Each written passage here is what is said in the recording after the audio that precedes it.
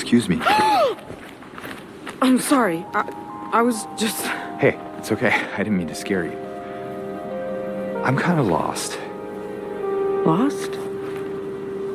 Yeah, I'm looking for Silent Hill. Is this the right way? Yeah. It's hard to see with this fog, but there's only the one road. You can't miss it. Thanks. But... I think you should stay away. This town, there's something wrong with it. And it's not just the fog, either. Welcome to Between the Joysticks. Press start and then we're off. Nick and John, they've got the sauce. Breaking news and some hot takes. Even if there's some mistakes, Nick is captaining the ship, while John gives thoughts straight from the hip. But when their powers combine, we're all in for a hell of a time. Between the Joysticks is the best. Up to 6 things they will address. Tell all your friends and settle in. Between the Joysticks now begins. Hello there, and welcome to episode 116 of the video game podcast, Between the Joysticks. I'm your host, Nick, and I'm joined by my co-host, John. John, I'm going to give you the opportunity to eulogize the Tigers playoff run. Oh, God, no. If you want to go ahead and do that. I'm already in a kind of a crummy mood today, man. Well, you kept bringing it up every yes, episode. yes. I just want to make sure you're... No, that's a very honorable, noble thing for you to do. Yes, and my Tigers blew a 2-1 lead. Felt pretty good about the whole thing, going into Game 5, which was on Saturday. Star pitcher on the mound. Yeah, in my opinion, Tarek Skubal is the greatest pitcher on the planet, and I think most people would agree with that. And this game didn't change my feelings on that, but it was just one of those ones, man, that, if you're a baseball fan and you know how this dumb sport works, it's like you can get a little squibbler off the end of a bat that just scoots past into the perfect spot of the field, and then all of a sudden bases are loaded, and then one pitch is all it takes, one man. Meatball. And so it's upsetting, but not that any of the fans of the show care. The future is very bright for the organization. We have a lot of young talent. We have a good coach. We have. I actually was watching the end of season presser today, which was with AJ Hinch, the manager, and Scott Harris, who's the president of operations. Bet you didn't think I was going to go this hard into this, Nick. Mm-hmm. And they were effectively kind of saying all the right things that fans want to hear. They're looking at spending. They know that they're ready now. They know that these kids are going to get better. Like, they need to cultivate internally and not just go out and spend, though. And so it's like they're saying the right things. And so at this point, just don't slide back, because this kind of happened 2 or 3 years ago with the Tigers, where we thought that they got past it, and then they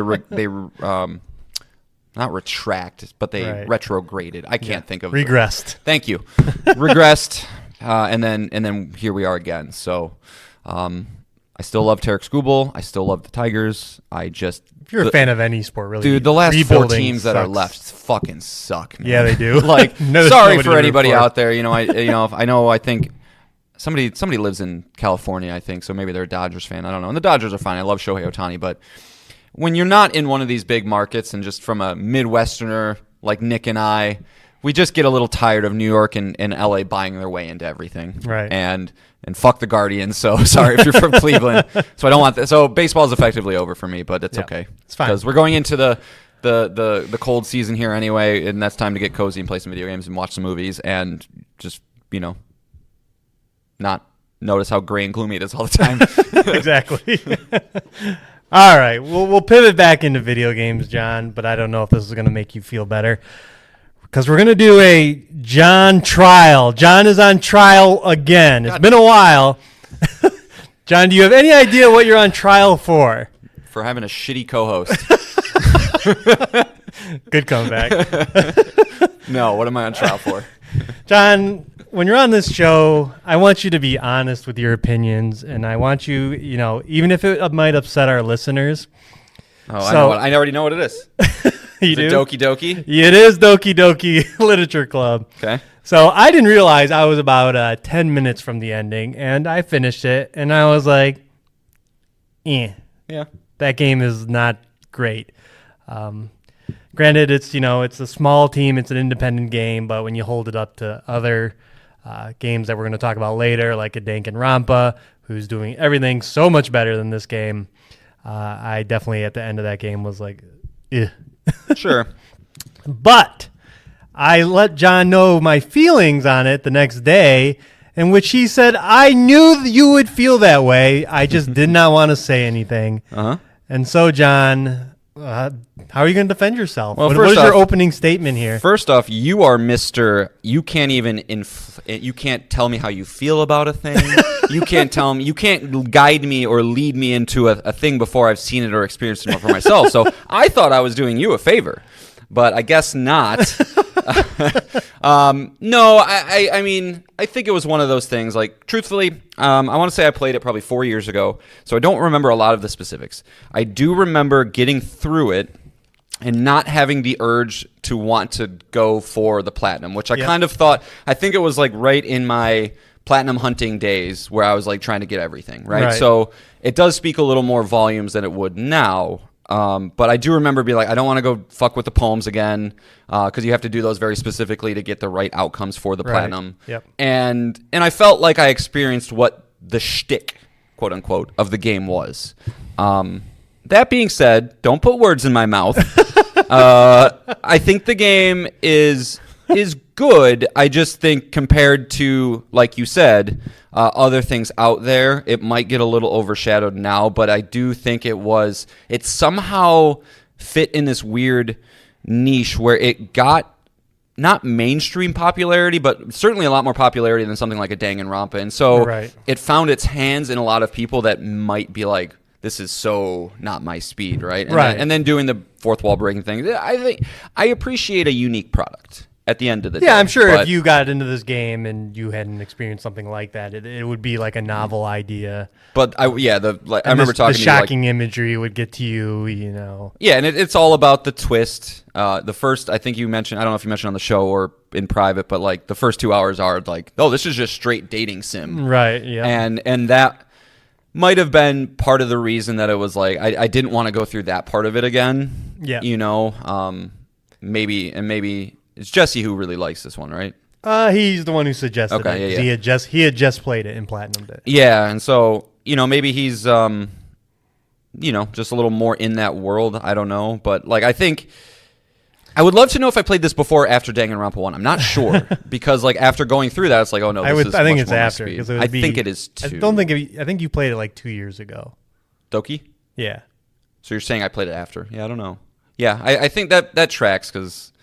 if you haven't played Danganronpa, Jesse, you just should do even that. you load into a computer in this game and you have access to the in-game files. I think even that is just like an undercooked idea.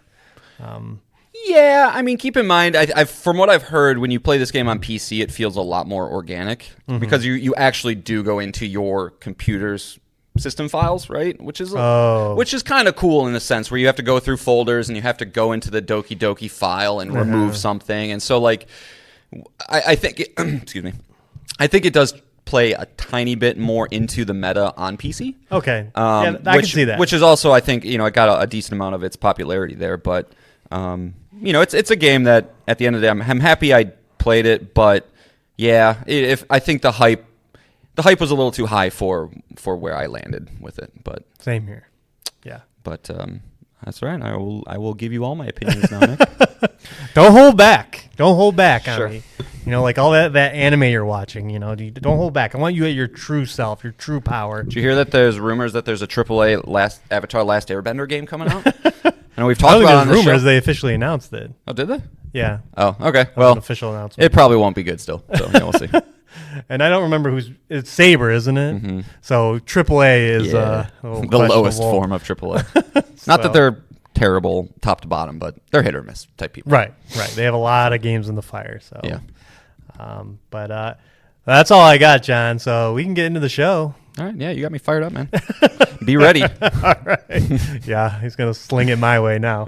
All right, this is how the show works. John and I can both bring 3 things to talk about for a total of 6 things. It can be a video game we're playing. It can be a news item. It can be a topic. It can be a message from you, the listener. You can message in on Twitter. Follow us at JoysticksPod. You can message on our YouTube page at Between the Joysticks, or you can write in an email. The email address is betweenthejoysticks@gmail.com, and we continue to have emails coming through, and we're going to read some more now. Hell yeah. You ready? So ready. All right. First email is from pal of the show, Jesse. Hey guys, thanks for giving me your tips for horror games. They really helped, and because of that, I finished Dead Space. Yay! Proud of you.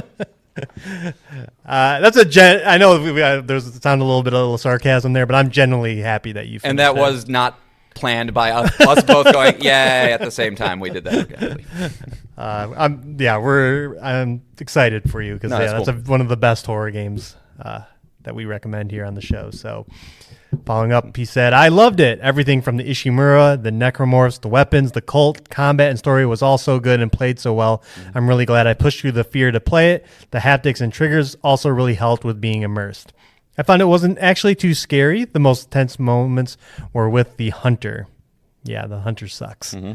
He's an unkillable enemy. There's always one of those. He's the Mr. X of Resident Evil. Resident Evil 4 has those regenerators. Yeah. You know, it's like, God damn it. I really like that when you go outside into space, there's no sound. Alien Romulus did the same thing, and I love it every time. Mm-hmm. I did find it got a bit annoying that at every single point something goes wrong and you get deviated pretty much every single time. Mm-hmm. I know that if everything went smoothly, then there wouldn't be a story, but I felt like at the end, a lot of it was padding to make the game just a bit longer. My final playtime was about 17 hours. I'd love to go and get the platinum, but I'd probably be another 2 playthroughs, and I don't have it in me. Yeah, it could be like, next couple of years when you're feeling something spooky if you want to go back to it. True. But awesome job, Jesse.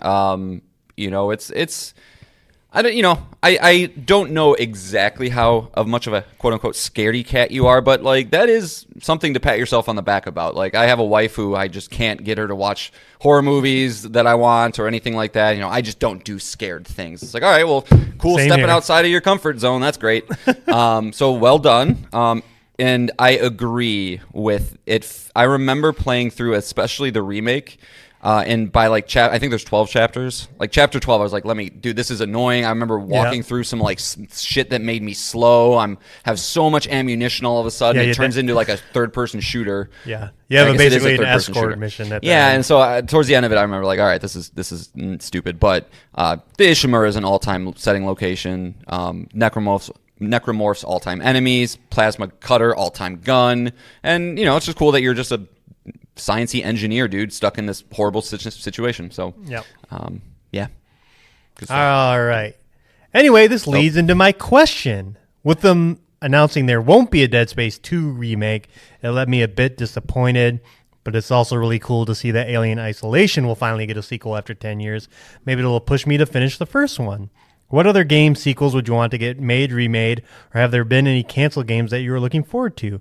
I remember one game that might have led me to buy an Xbox One at the time was Scalebound, an action RPG with dragons that looked awesome at the time. It got announced in 2013 and canceled in 2017.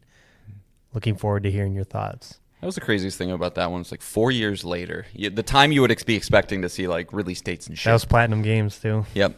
Yeah, it wasn't. It was. I don't remember the specifics, but it was all on them. It wasn't anything to do with like Microsoft. Yeah, I don't think so. And Platinum Games, as we know now, especially is so hit and miss. Yeah. There's some big misses. For remakes for me, and like I'm not even, like I don't need to go into the Ocarina of Time, Chrono Trigger, all that kind of stuff, right? Of course that stuff exists, but for me when I think of remakes, the big ones that I want are the OG God of War series. I don't know how you do it, and that's maybe part of the problem, but that is a very important series to me from a childhood standpoint. I don't know how much they would hold up today, but I would buy it day one if it came out. And it'd be something to go down a trip down this, memory lane, I would hope that they would have some sort of fun platinums trophies attached and not bullshit, and I could see that being a fun little romp. But that's more of a legacy thing. On a personal level, I would love to see a remake of Elder Scrolls 4 Oblivion. And I picked that one specifically because that was my first foray into the Bethesda RPG world. And I want to see what a Bethesda RPG looks like with like not in that shitty engine that they fucking use. So if you can get it out of there. But I also think that's like an approachable project. Oblivion at the time seemed absolutely massive, but I bet if you kind of condense that shit down now, it's probably not as crazy as you think. And just to see some modern touches, bells and whistles, quick loading, things like that, could be That 100% is going to happen. yeah. And I wouldn't be surprised. I think all of these that big project sneaks in. all of these now. big franchises eventually will get it. It's just a matter of when. Yeah. Because the other one I thought of too is like Devil May Cry 1 and 3. We talked about that on the show, which would be cool. But I would imagine that will happen also at some point. But Oblivion was kind of one that was like, nobody talks about that. Everybody talks about Skyrim but I played the shit out of that game, like a lot of it. It was like the first when I bought my PS3 with my hard-earned money. It was like the one that took up a big chunk of that first year, probably. And then in terms of canceled games, I only have one really, Silent Hills, the PT demo, of course.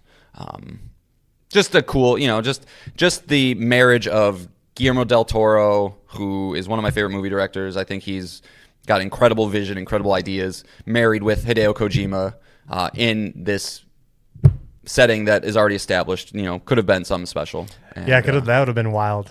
Yeah. Both of them, their touches on that game. It would to see what a full product of that would be would be pretty. Even if it came out and it wasn't like a 10 out of 10, but like I got to see what this thing is. Right. You know what I mean? Like it'd be one of those.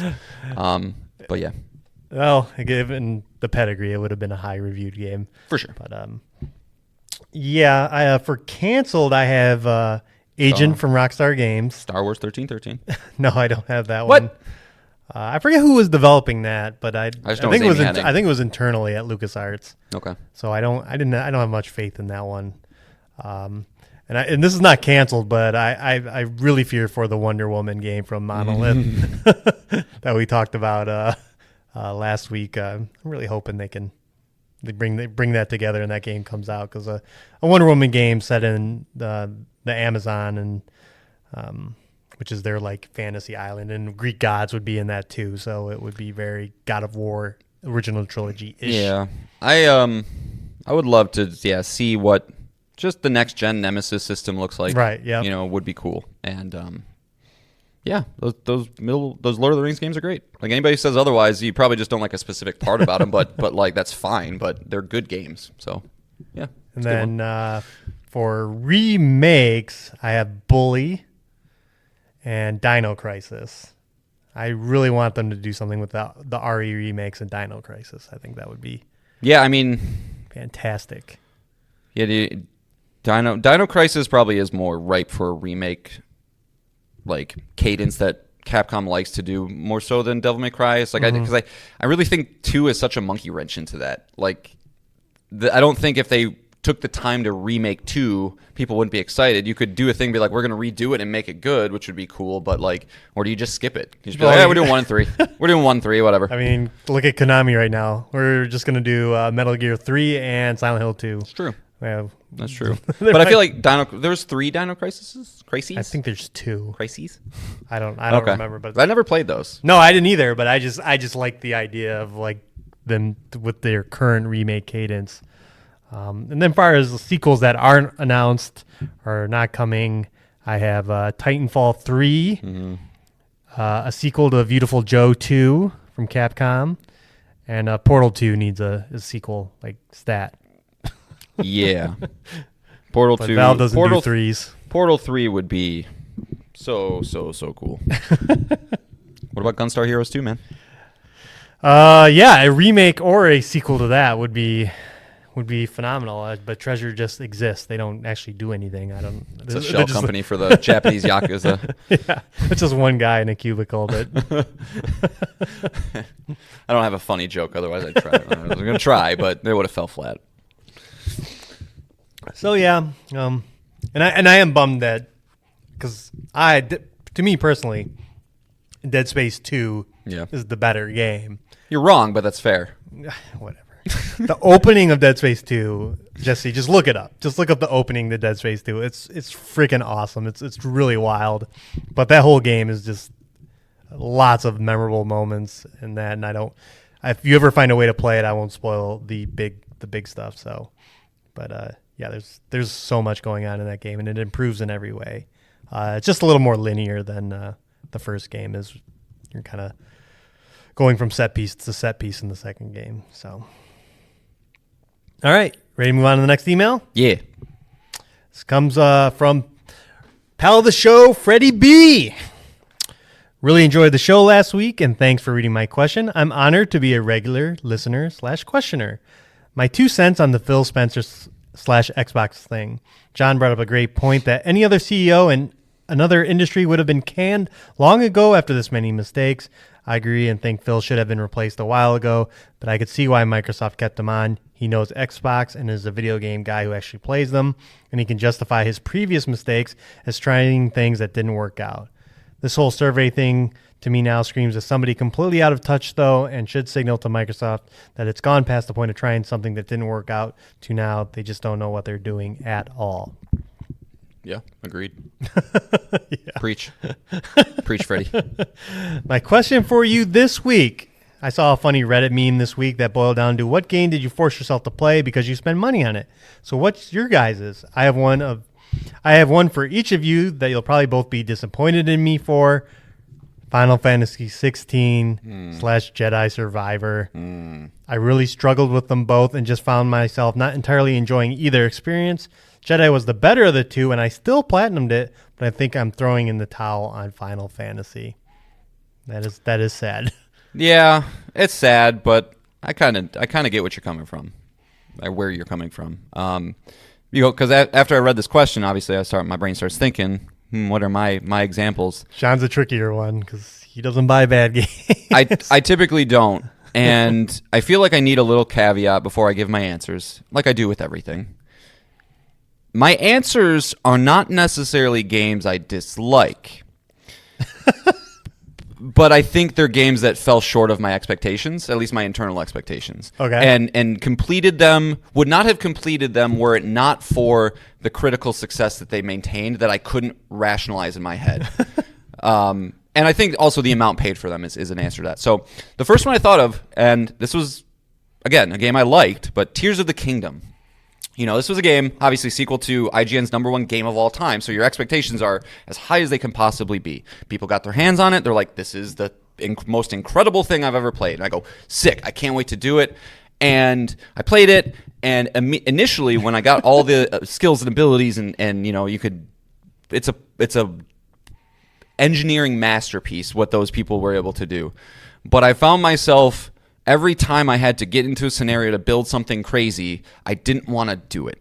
I didn't want to go through the finicky, dealing with the movements and getting it exactly the way I wanted it to be.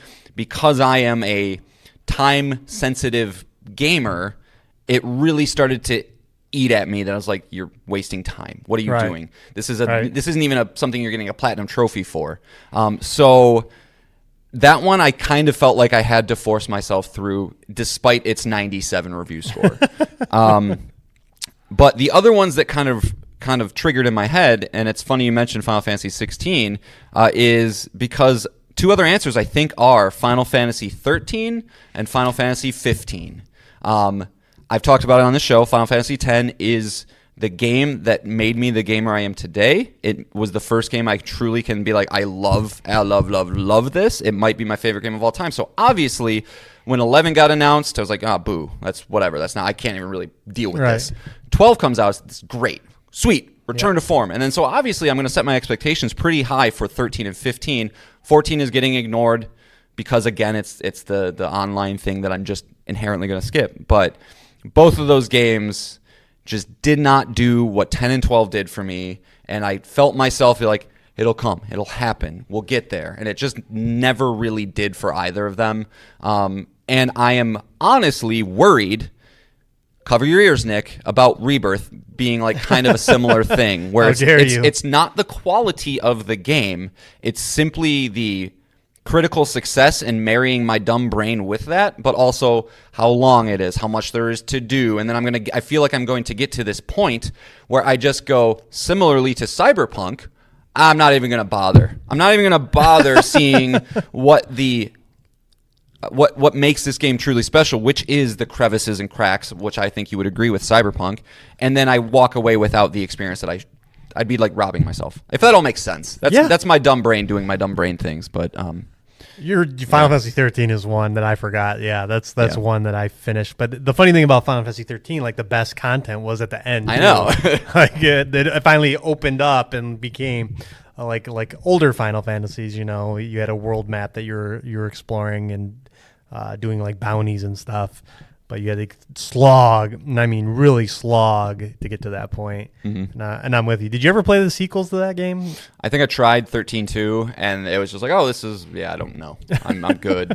Can't believe that's the game they made 3 of them for. Right. Like, what the hell? Yeah, they really like that lightning character. Yeah, and I think there's some like lore behind Nomura, like, and lightning was like his first like big character or something that he does. I don't know. I could be getting it completely wrong, but I thought there was some extra special attachment with Tetsuya Nomura and that one specifically, or Lightning specifically. But yeah. So yeah, I've played through some bad games. Earlier this year, I did Kill the Justice League, Suicide Squad. Forced my way through that just because it was Rocksteady, and I really wanted to have a solid opinion on that one. The other one being Saints Row, the reboot. Mm-hmm. As you heard on this show, I suffered through that. And then Watch Dogs Legion was another one that I paid for, and I was like, oh, this is just not good, and I struggled. It's not good.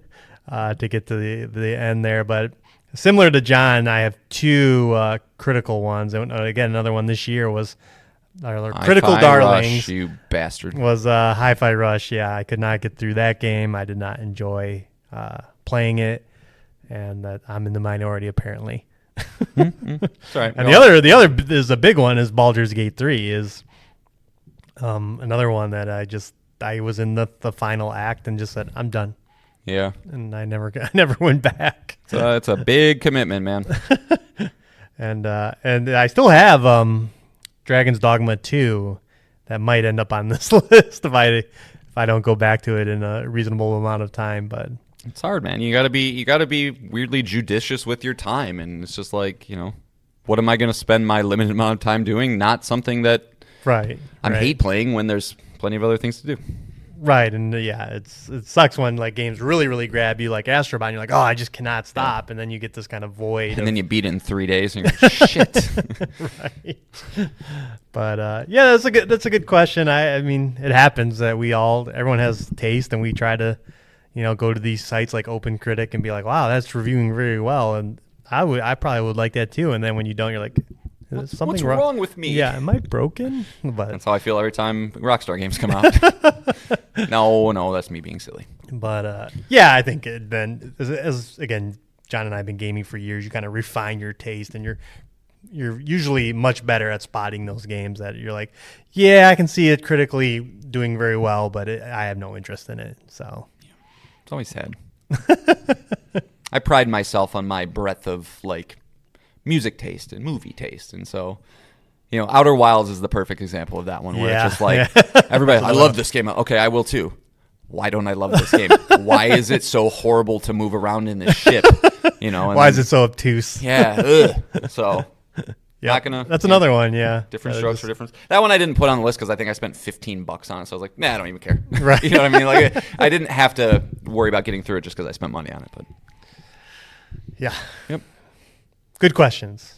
Again, you can write in betweenthejoysticks@gmail.com, and you'll be read on the show every time. Every time. Even if you say something really terrible about us. I mean, so what do we do, Nick, if we ever get to this point where we have like 12 emails? Like if that ever happens, then we got to start having true pals of the shows. Then you're spacing them out, I guess. Then we start asking Patreon. We start our Patreon. Yeah. All right, let's move on. Next topic, a big video game release of last week. We talked about it briefly at the beginning of the show. Silent Hill I 2. was trying so hard to think of something else that released last week. I couldn't do it. Oh, well. The metaphor Refantasio. Yeah. Dragon Ball Sparking Zero. All right, cool. Flex some more, Nick. Vessel of Hatred, Diablo 4. Okay. What's your opinion on this game? I avoided talking to you about it all day. Yeah. So I bought a physical edition, and I really wanted listeners, if you buy physical games, where do you buy them from? I'm really curious because They're all gonna typically say Amazon. Yeah, I'm assuming Amazon's probably the number one answer, but for some reason Amazon couldn't get it to me. Like I don't even think I'd have it today for some reason. So I had to hunt together, the physical. Bezos. I had to hunt a physical copy down, and I was like, well, who still gets like day and date releases outside of GameStop? And it turns out it was just GameStop. I had to go out of my way to a GameStop I don't normally go to pick up my copy. Did you check Walmart? Because like that was my one. I was like, I bet they No, have some. I didn't. Okay. Walmart, which is But then you have to go to a Walmart. I mean, everyone listening is probably familiar with Walmart, even if you're not in this country. But Yeah, I hope so. Do you know McDonald's? there's not a convenient one for me to get to. Sure. Come live near society, Nick. Well, I was shocked to find that they sell like the high end TVs. Like the TV I want is at Walmart. So I was shocked that they don't just have like all the weird off brands that they actually have in LG C4 as a regular inventory item at all Walmarts.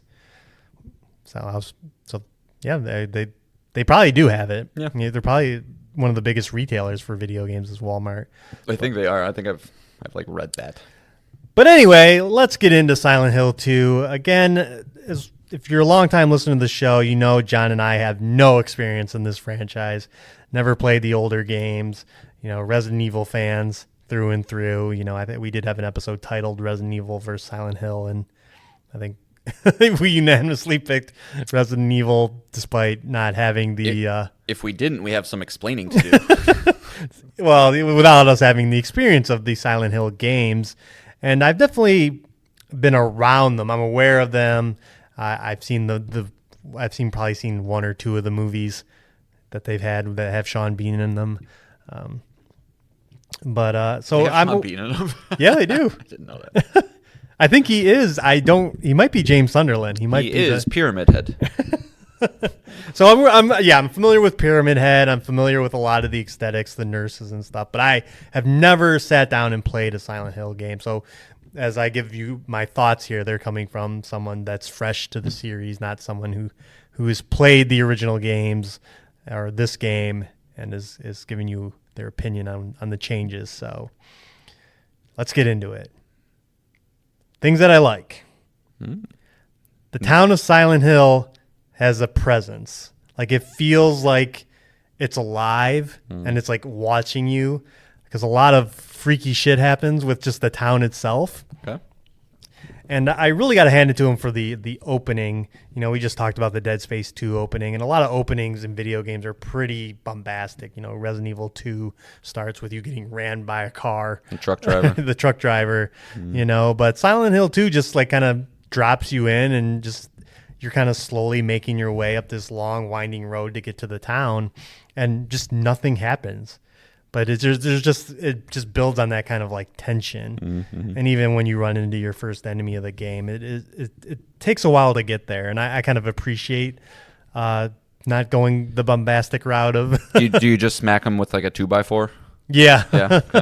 Because I watched like a playthrough of this game or just to get the story, but never played it myself. So yeah, I just remember about it as like just a very stiff, obviously remake, hopefully not as stiff, but.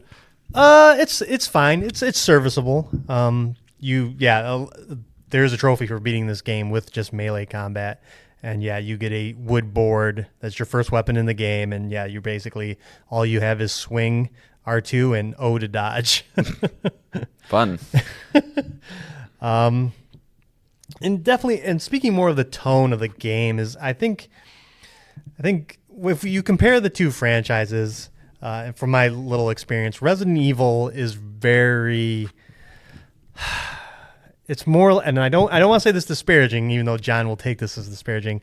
Resident Evil is very much like Fast and the Furious. What? It's very bombastic. It's really absurd and ridiculous. really cheesy. Yeah, it's campy as shit. Yeah, very campy. You use rocket launchers and big enemies. And in Resident Evil 3, you use a giant rail gun. It's just the enemies are big. They're outlandish. They're not very believable characters.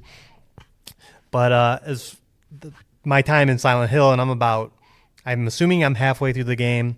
I'm at the hospital, if listeners will know where that is. But Silent Hill is very serious, very dark, and I'm getting a lot of, from the enemy designs and some of the subtext is that there's a lot of like sexual violence is involved in this. Mm-hmm. A lot of the enemies are very creepily sexualized, like fetish. Mm-hmm. Even like Pyramid Head is like he's got a pyramid head, but he's got like bulging muscles and some questionable scenes.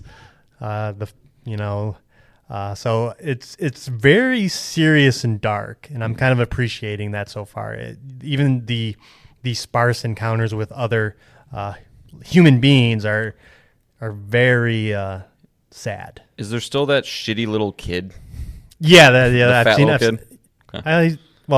There is a kid, and he's an adult. The fat person's an adult. Eddie. Oh, okay, yeah. Well, maybe I'm mixing the two together. But yeah, the acting's great on him, and there's definitely something like it keeps hinting at something. There's something more that the main character is just not aware of what is actually going on, despite being pretty calm about being attacked by some crazy enemies and and just the environment changing on a dime. You do a lot of sticking your hand in just holes, and he has to go deeper and deeper, and you're like, he doesn't seem. Speaking of sexual, yeah. Ooh. And and to that point, and again, I think I'm halfway through the game, so we'll see how this pans out. But I mean, John, is this sounding good to you, or do you plan on playing this? I mean, yeah, I want to. Like, it's definitely something that, if you're willing to cough it up, which you always are, like, I'd play it after you. Okay. I mean, yeah, this was a game that was rated the #1 game story of all time on certain things that I've seen. So yeah, I did experience that, but to do it firsthand, it'll kind of, I'm sure, make certain things land in ways that just a passive YouTube watch wouldn't. So yeah, I mean, I'm a gameplay first guy, but if you have some strong environments, and especially in a horror game, like, horror is a setting that I can deal with a little bit of jank better than I can with something that's a little bit faster. So, yeah, sounds good. Yeah, the only bug I had an enemy get stuck in a car. There's enemies that will crawl along the ground, and he came up underneath the car, and he was just stuck in it, and he was wiggling around. Did that make you have to reboot? No, I didn't have to kill him. I could just outrun him. You just laugh at him? Yeah, pretty much. But there's a lot of, again, similarities to Resident Evil as far as just really obscure puzzles. One of the first things you do is fix a jukebox, which involves finding the button on the jukebox, gluing together a vinyl, an album, and stuff like that. It's kind of really, they're only in these types of games. Have you opened a guide? No. I have not opened up a guide yet. Good job. I would have given up real quick. Well, the game does really nicely is, as you come upon things of interest, is that your character will write on a map, and they're pretty telling you pretty explicitly what's going on. There are difficulty levels to the puzzles that you can set separate. When you start the game, you can set your combat difficulty and your puzzle difficulty. So if you're I don't want to beat my head against the wall on any of these puzzles, you can tone it down to make them easier, but still have the normal gameplay experience. I want to talk to somebody who bumps that difficulty slider to high. What are you? You're a strange individual, I feel like. I don't know. And this game really is doing what we've seen before. This is Blooper just followed the playbook. This is Blooper. Blooper. Blooper. Blooper. Blooper. Bloober. Bloober. Bloober. With a B. Yes, Bluebird. It's really following the playbook that we've seen with all these remakes, the Resident Evil remakes. It's the same camera angle, the same guns feel the same, swinging feels the same. You'll go into this game and you'll be like, I've done this before. This is just a new setting with new enemies. It's a great blueprint. Yeah. And also, how you detect enemies is through your radio. Like when your radio starts getting a lot of static, you're next to an enemy, and they have that play through the DualSense, and nice. it's really nice. It's a good touch. It's very Death Stranding-y. And then the other thing to note is this game is like dark. Like you go into rooms and you can't see shit. Man, you bet you wish you had that OLED. Yeah, that would have helped a lot. But it's really cool. And speaking, we talked about last week with Jesse's email about like kind of easing yourself in to get that edge off, and my anxiety level was pretty high. I've only been playing this game in very short bursts. It's probably why I haven't finished it yet, but it's definitely creepy as fuck. Okay, good. Yeah, Better be. yeah. You go in this one room and there's just one of the enemies looking at a TV, and then the TV goes out and everything goes out like an EMP no, ball, and you can't see, and you're like, Yeah. But yeah, the only other thing is a lot of the interiors are this like rusted, like very dark, so it's easy to get lost. It's not as iconic as like the police station from Resident Evil 2. Where How's the map? the map's good. Like I said, good. Up on the D-pad brings up the map. That's very easy to read. It's again standard. It's just out of Resident Evil. It's the exact same map. Another good thing is that you don't have to worry about the storage issues. You don't concern about that at all. You can carry as much ammo, as much health potions as you want, and you don't have to manage that and keys and all that stuff. It just all goes in your inventory. Nice. Magic. This son just shoves it right up his ass, I guess. Hey, it fits with the game's tone. Yeah. Yeah. So far, I'm actually loving it. So far, I think it is it fits really well in this genre of game we keep getting. Between Dead Space and Resident Evil and now Silent Hill is like it's doing its own things, and it's really good. It's really, really good. Nice. Yeah, well, I wonder how it's going to sell, and I think it's going to sell pretty well. I mean, just word of mouth seems to be super high. Reviews are super high. The just legendary status this game has kind of makes me sad about Dead Space a little bit more then, because like that game did not sell, which is why we didn't get a second one. So I wonder what the future of this franchise looks like. Like, does Bluebird team just go like, hey, that was a one-off, now we're going to go do our own things? Does Konami be like, yo, you killed it, do you want to try your hand at an original? I wonder where that'll lead. If it sells well, yeah, that's a good question. If they would go to either another game and remake it, or would they just say, hey, you get licensed to do Silent Hill? Yeah. I don't know what number they're on, 6 or 7 or whatever. Okay, I mean, yeah, that is a major difference between this franchise and Resident Evil. Is Resident Evil has legendary entries. I would say 1, 2, 4, and maybe 7 are like kind of reaching that upper tier list. Besides Silent Hill 2, I don't know what fans really, really like. I know people are pretty high on 1, and there's the Wii one that was reviewed very well, because I remember my roommate at the time playing it. Yeah, well, yeah. So it's like, but yeah, what do you do with it? Because I don't think they're all cohesive. It's like it's not one cohesive story. I'm pretty sure Silent Hill 2 is just Silent Hill 2. So maybe just cohesive themes. I think is the thing, and it's like seems like guilt is a big theme in these games, and I'm digging it. Like I said, it's every person you meet, the undertone of this whole game, and just the town itself is just it's good. It's good. Yeah. So when you're done with this, I want you to rank Resident Evil 2, Dead Space 2, Silent Hill 2, and Alan Wake 2. All right, you need to rank all the 2s and see. Okay, and fair enough. Yeah, that's a lot of 2s. Those are good 2s. That's some good 2s. Yeah. I would even mention. Yeah, Alan Wake is another one. It's just they're all doing their own thing, and it's really, really good. Yeah, we're in film as well. We're in a horror sweet spot right now, and I would just say that we need to now have some original ideas, right? These are all remakes and things like, okay, now we need to, and Capcom's doing their fair share, right? They're progressing that franchise forward, but it'd be nice if, there was more than just remakes, I guess, because it doesn't seem like that's, Yeah, again, as we've talked about, this industry is so sensitive right now that I think they're gravitating toward the 1 to 2 year projects, and then going from there and seeing engaging interest. Like if Dead Space remake sold a lot, we probably would have saw at least an announcement of Dead Space 2 and that it's coming eventually. I think it was something like the month it came out, it only like topped out at like 19 on the bestsellers list. It was like, woof. Yeah. Just thinking of this other horror series. You ever play any of the Amnesia games? No. Okay. I know some people really, really like those, but I'm pretty sure they're more like adventure style, kind of walking and not a lot of, which is not my jam, but, Yeah, I'm not typically a horror game guy unless it's one of these bigger franchises. Then I'll jump in and then get addicted to it. So why aren't I playing the other? Yeah. horror Alan Wake genres 2 was probably my favorite game of last year. Ooh, I love Dead Space. that I should probably be playing? Yeah, more looking out. for more but to be honest, man, there really isn't.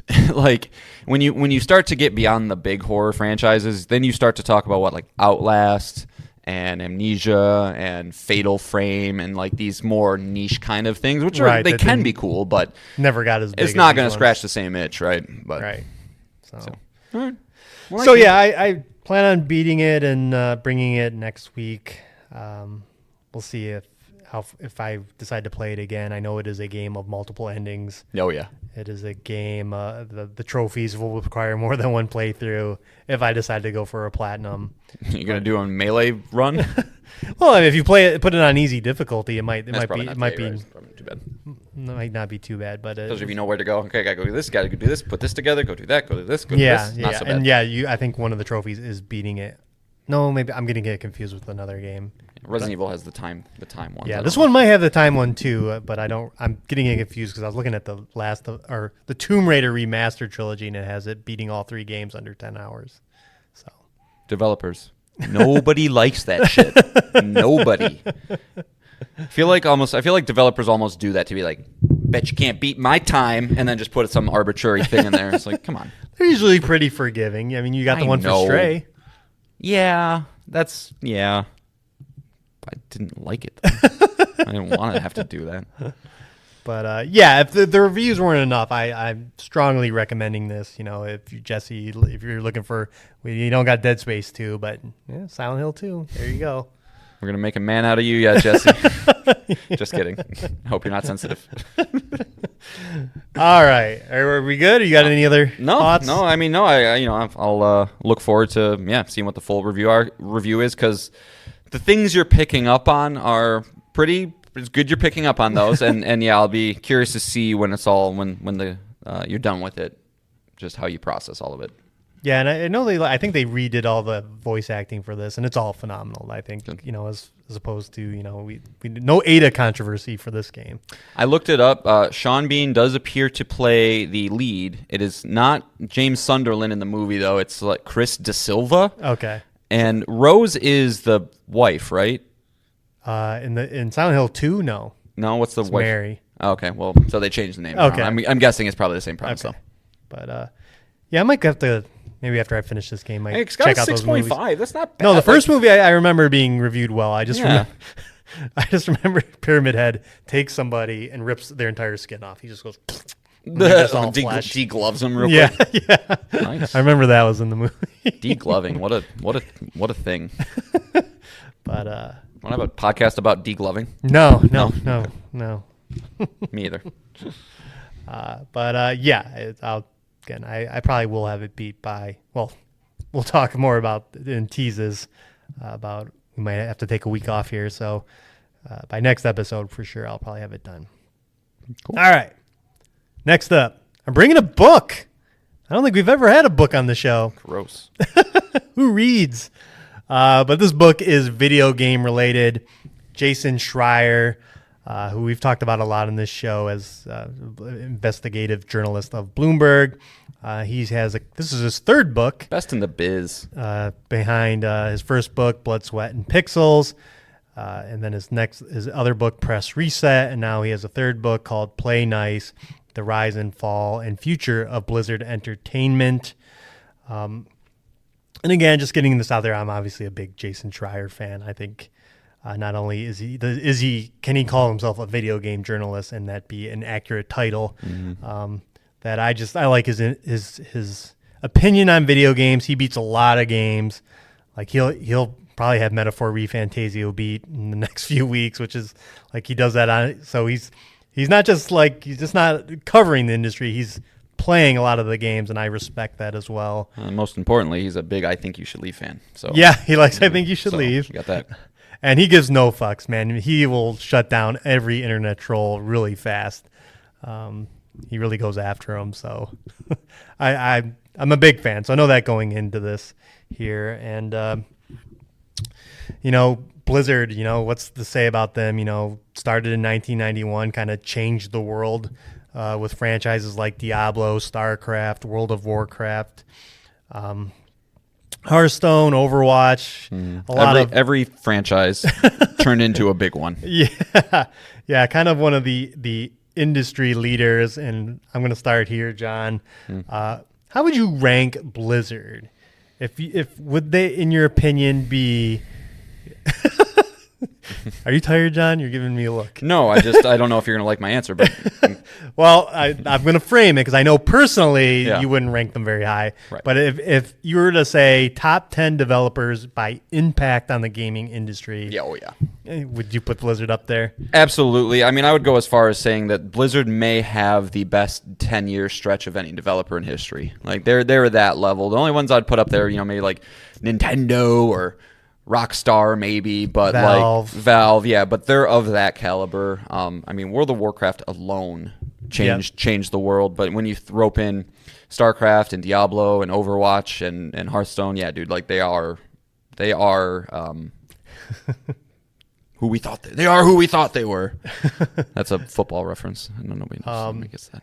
And just my initial opinion, I mean, the book is good, but I think what you get out of it will, if you like Blizzard and are familiar with the people behind it and their games, you're going to get more out of it. But my next question, John, this book is titled The Rise and Fall of Blizzard Entertainment, right? Yep. And I know fall is I'm going to put an asterisk because it's not like Blizzard is like shit or something. Yeah, they're not defunct. They still exist. But where would you say the fall of Blizzard Entertainment would be? Or where do you think Jason Schreier places it? Two questions. Where do you think it is, and where do you think Jason Schreier places it? You're correct. He does place it as the merger with I mean, 2008, Activision. right? Correct. Yeah, it was right in that spot of they got a little greedy. They got, Diablo 3 famously had a crazy rough launch. Yep. World of Warcraft got super nickel and dimey, and I'm sure you're about to tell me some other things that I've forgotten because I remember there's a lot more to them like that they got shitty with. Yeah, it is interesting that Blizzard has always been owned by somebody. They were owned by Vivendi. That's who actually Activision merged with, was Vivendi, but Blizzard's the brand, Blizzard's the name. So before that they were initially owned by what were their names? It was the Davidson. Yes, the Davidson. Do you remember Math Blaster? Yeah, fuck yeah, I remember Math Blaster. Do you know that company is like, and the people who started it, which is like a school teacher and her husband, they're like insanely rich. Like I think I've heard this. Yeah, that they sold software to schools and it made them insane amount of money. Like we're talking billionaires in the 90s, Yeah, and that is wild. They owned at the time. Well, Blizzard had two names. It initially was called Silicon and Synapse, then Chaos Studio, and then Blizzard. What a wild story. Sorry, I'm just reading on this this couple that just. Yeah, it's wild. You go on deep dives on some of these people, and Jason Schreier definitely. I not just him. I think everyone paints Bobby Kotick, who went to Michigan, by the way, as an evil man, and that's in this as well. as we all know, Bobby Kotick, I mean, to be fair, when he took over Activision, they were in bankruptcy, and he brought them to, like, I mean, look at all the strategic moves he did between merging with Activision or merging with Blizzard and then getting bought by Xbox. Like, that man is, and it made him super rich. Yeah. But of course, his claim to fame is taking a franchise, it's really good, annualizing it, making it predictable for the shareholders, and then just squeezing every last drop out of that lemon that fruit. When he had a franchise that bore fruit, whether it be Guitar Hero or Tony Hawk or Call of Duty, he just squeezed them until they were an annual franchise. And lucky for him, Call of Duty just can't be stopped. Yeah. No, he figured it out, man. An annual franchise since 2004 is still going. How much did you say he bought Activision for? Do you know, or like when he took over? I don't remember, but Okay. At the time it was a lot of investors. Oh, okay. He was the nobody. So he bought it in '91 for $500,000, and then he sold it to Microsoft for $69 billion. Like, I mean, that's really all you have to say in terms of what he did for a valuation of a company. Interesting enough, even when they merged in 2008, Kotick didn't have a lot of like voting power. He couldn't push on them. It really wasn't until 2013 that he bought a controlling stake in the overall company that he started to really push his weight around, and what he really saw in Blizzard was World of Warcraft. Like, that's the one thing that he said they could not replicate, was big in foreign markets like China and Korea, and that he wanted a piece of. And especially one of his, Bobby Kotick was like big into like going to like Hollywood and bragging. He's in Moneyball. Yeah, of course. he's the GM of the A's in Moneyball. Yeah. I think he's the owner. Or the owner. GM, The owner is Billy Bean. You're right. Yeah. Says the guy who ranted about baseball at the beginning of this podcast. That he was all on Project Titan, which was their MMO that was going to follow up World of Warcraft and eventually would become Overwatch. All the assets from that would become Overwatch. And just hearing about Titan and it was just like a amalgamation of ideas. One of the big things about Blizzard that you read about in this book is they would let talented developers try and create new games, and they've canceled a lot of projects. And MMOs are, good God, I don't even know how you start. No idea. I don't know how any of these wizards do any of this stuff they do. But it's funny, they said like Titan only cost them when they canceled it $80 million, and that just seems low to me. Like, for a video game budget, Yeah. that $80 million is. What year was this? It would have been 2012, 2013. That's there it is. I mean, that's the when you talk about Spider-Man costing $85 million and then Spider-Man 2 costing $300 million, that's just, back then 2012, $80 million, that's a big budget. Yeah, and I think and it was definitely like drew the air of Kotick because he was not happy that had happened.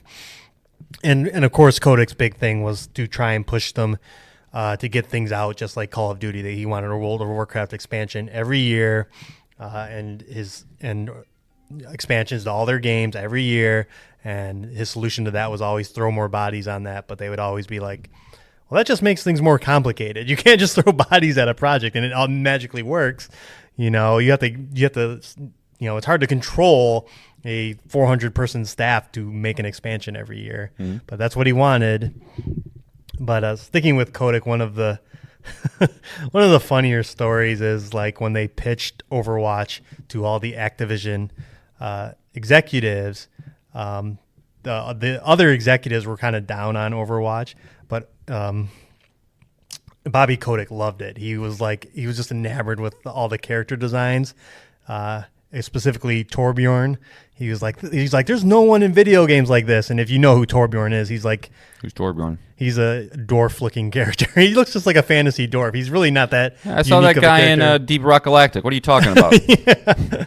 But he loved the game. Like, he kind of like energized all of the executives to move forward with this. And Isn't it so frustrating when shitty people are talented? It's so frustrating.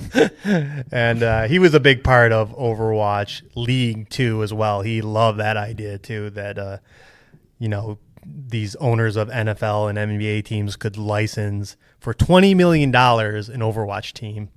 And but again, he is not painted very well in this book at all. And a lot of the book is the management of Blizzard just trying to keep him away from their development teams and satiating the things that he wants, that shareholders wanted, because Blizzard,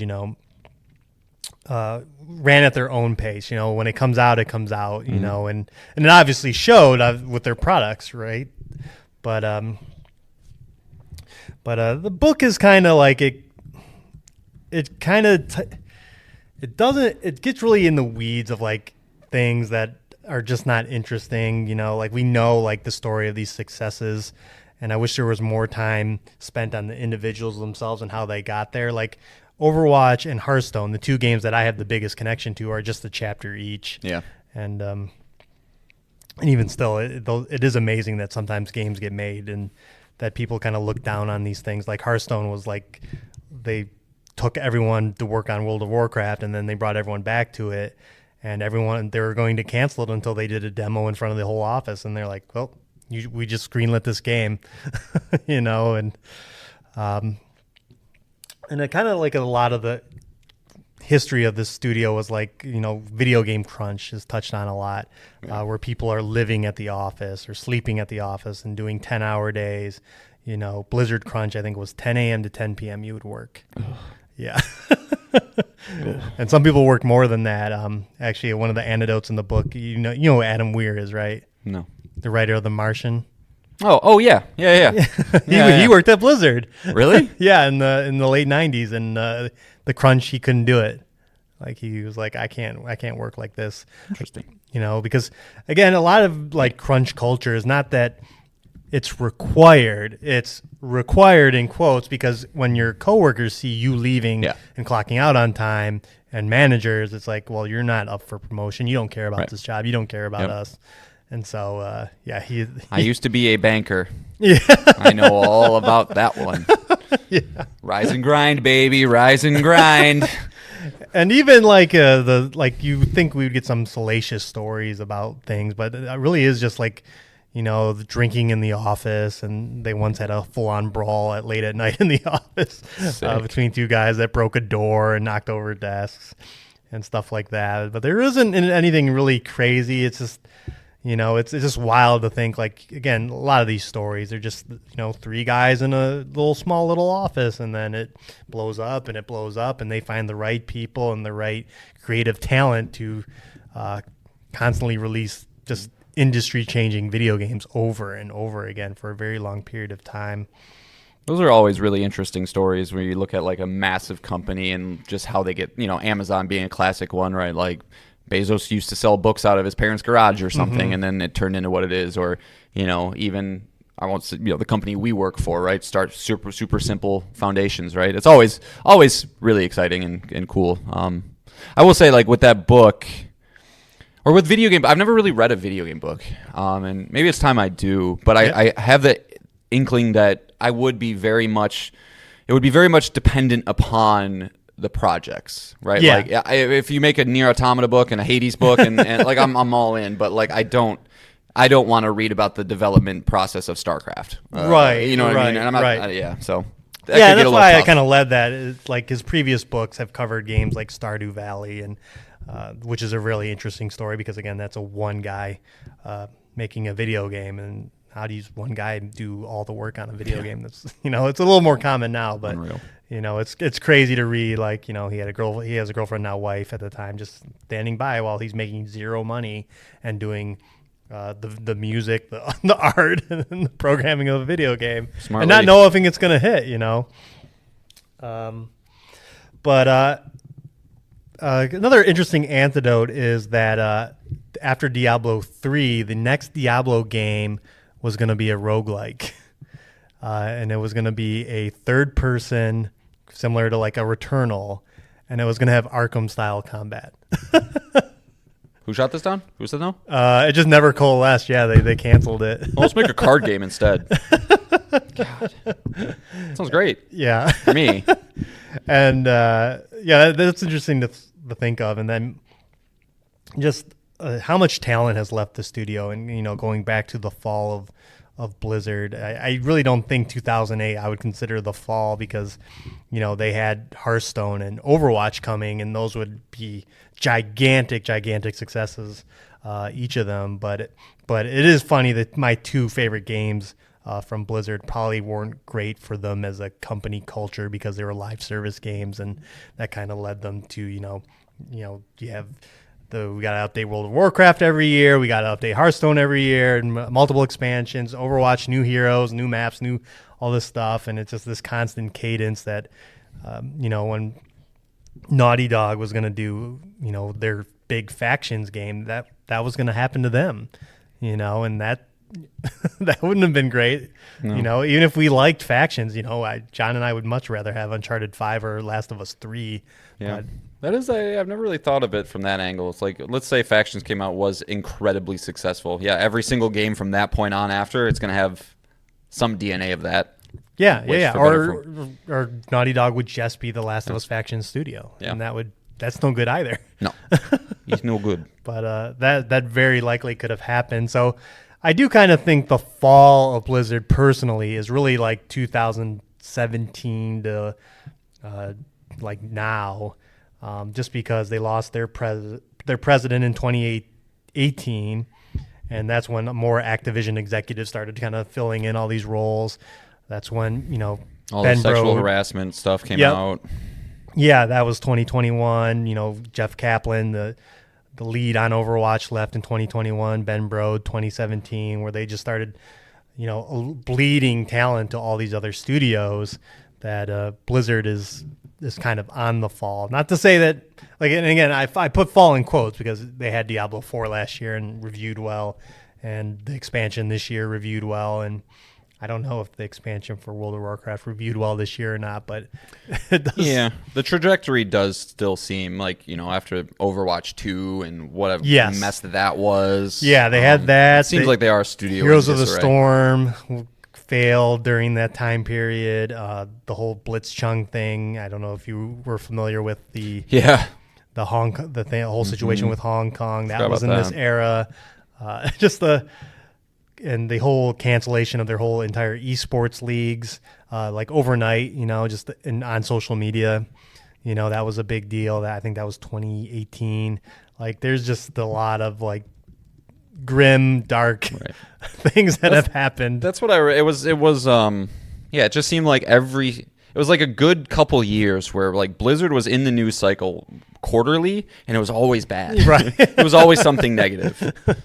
Yeah, they got another shitty thing that Blizzard would do is they would do like John here, if you got an offer to go work at Naughty Dog, right?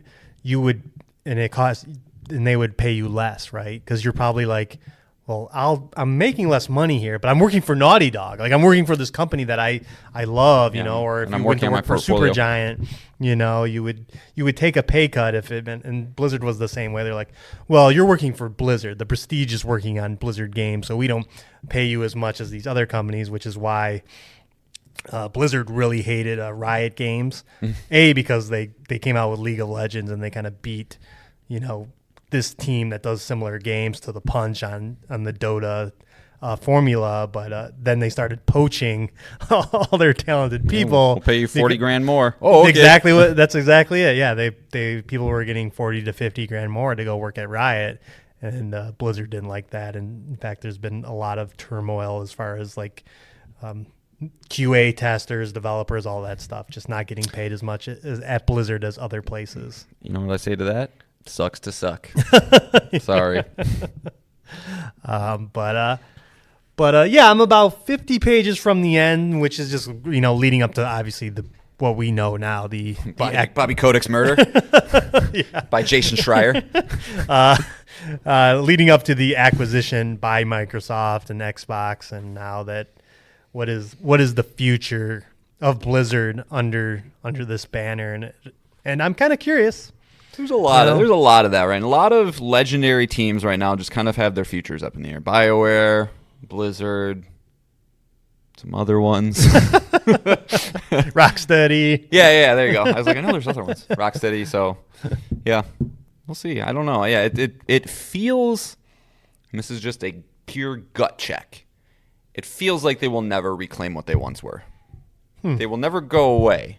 But I don't know if they ever reclaim what they once were. I think it was just that talent pool that they had was able to create something special. Because they, again, back to my original point of, or your question of the level caliber that we're talking here is Rockstar and Nintendo. And like those are that level of success, not because they just like, oh, we got a good idea. It's like, no, you found the perfect group of people that work well with each other, that feed off of each other. And like that's a hard thing to bring back into the fold, especially when you're owned by a mega conglomerate like Activision and then Microsoft on top of that. So I hope so, but I don't know, man. I think they were so ahead of the curve. They never chased trends. They created trends, and that's so hard to do. Yeah, they keep up. So hard to do. Yeah.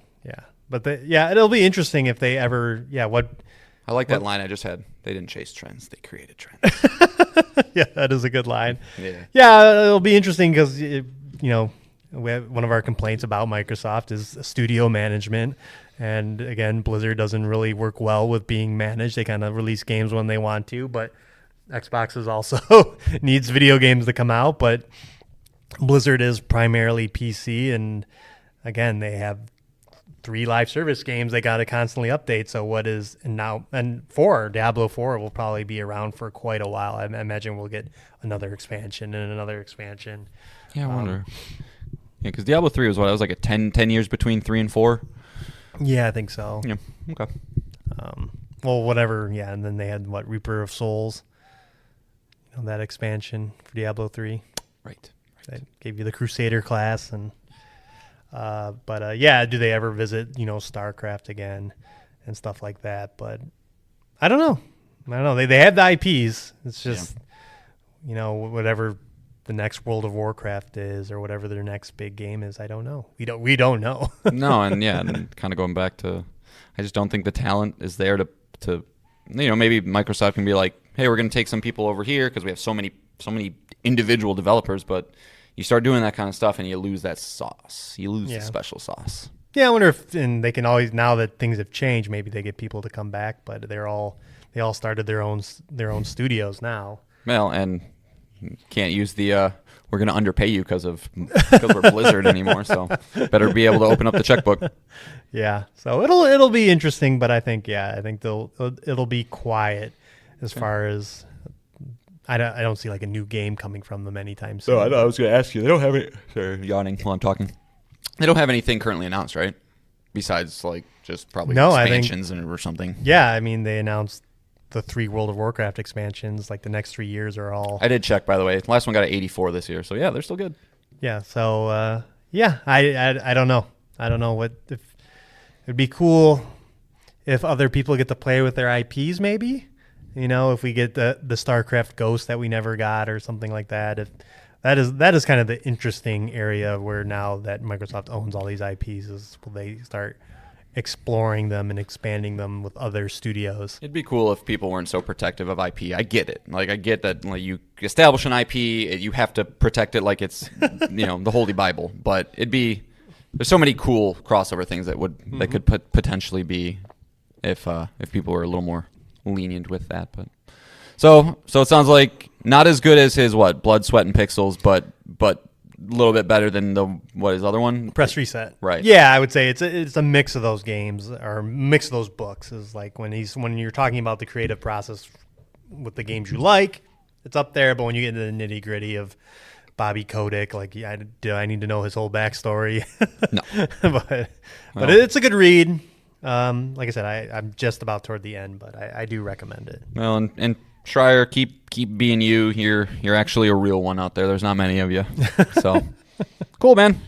Well, I'll be real quick here. I had a very off week with just family stuff, so I don't have much to bring myself. But I did complete Danganronpa 2, so I want to just briefly go over that. And then I did get a platinum for Prince of Persia and the Lost Crown. Wow. I don't need to talk anymore about that game, but glad I went back and did the platinum. It wasn't as bad as I thought it was going to be. Just found a couple good YouTube videos, listened to some music, and just bombed around on that map for a sec. So glad I got that. But Danganronpa 2, I was able to finally finish that.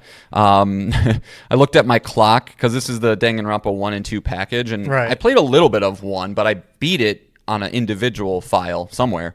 It says I have 120 hours in this game, so I think I pressed pause a long time because I definitely, these typically take 30, 40 hours to beat, Yeah. If you're kind of being thorough and wanting to see a lot of it. But from the game standpoint, it's if you like Danganronpa 1, you're going to like Danganronpa 2. I believe you said that exact same thing to me when you played this one. And it's very, very good. If and a big if you like this type of thing.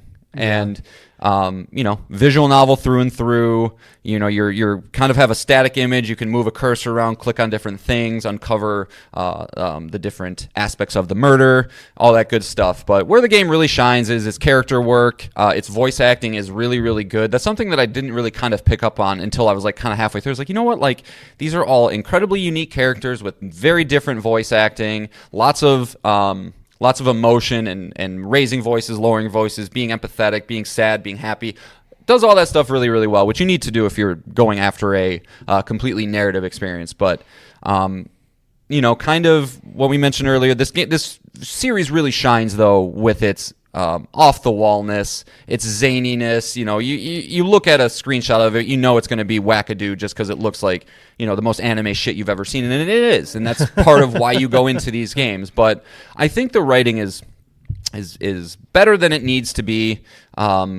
And then when you kind of put this whole package together, it just creates a very enjoyable experience if you're in the mood to do that. I beat Danganronpa 1, I want to say 5 years ago probably at this point, and it took me this long to get back into the mood to do it again. But coming off the other end of it, I think that was the right move. I know you did 1 and 2 back to back, and that's a lot. Like I would get burned. I was kind of getting burned out towards the end of this one. Yeah, so I did start 3 immediately after doing that, and I didn't finish. I got like 5 minutes into it. Yeah, I was like, I can't do a third one. Yeah, it's a lot, but you really do start to, I remember starting this game, and again, very Japanese. We are American men. We don't exist in that language very much. And so you start the game, you got 16 kids. I guess maybe I should have explained the premise overall, but you're 16 ultimate kids. You all have a unique ability you're effectively the best in the world at, right? You're the ultimate chef, you're the ultimate gymnast, you're the ultimate yakuza, whatever. It can get crazy. And you're trapped in this scenario, and you have to effectively commit murder on one of your classmates and then have a trial afterwards, get away with it with nobody suspecting you. That's the only way you can escape this scenario. If you do that, all of your classmates die at the same time. So I remember starting it and being like, okay, there's 16 kids I got to learn the name of. They all have very Japanese names, hard to memorize, hard to learn. But as you go through it and you spend all this time with these people, it's like, yeah, like you really do kind of start to feel the connections and learn the personalities, and you start to understand the quirkiness and the differences that they make up, and it's really well done. But this one specifically, I think Monokuma is no different from how he was in the first game, but I do really like him as a character. He's just the perfect agent of chaos in this scenario. Yeah. Where it's like this stuffed teddy bear but has a creepy ass face, and so no notes on Monokuma from the first game. He's great. But I really liked Nagito, who kind of functioned as the antagonist of this game. You kind of start off, and I'm not going to get into any specifics because this series thrives on not really knowing what's going on. But he turns you on your head a good couple times, where you kind of like, what's going on? Oh man, are you good? Are you bad? Are you good? Are you bad? I don't know. And just by the end of it, I was happy I played it, but I was ready for it to end. And that kind of leads me to the end of this game. I never officially beat it, Nick. So I got this game's divided into 6 chapters.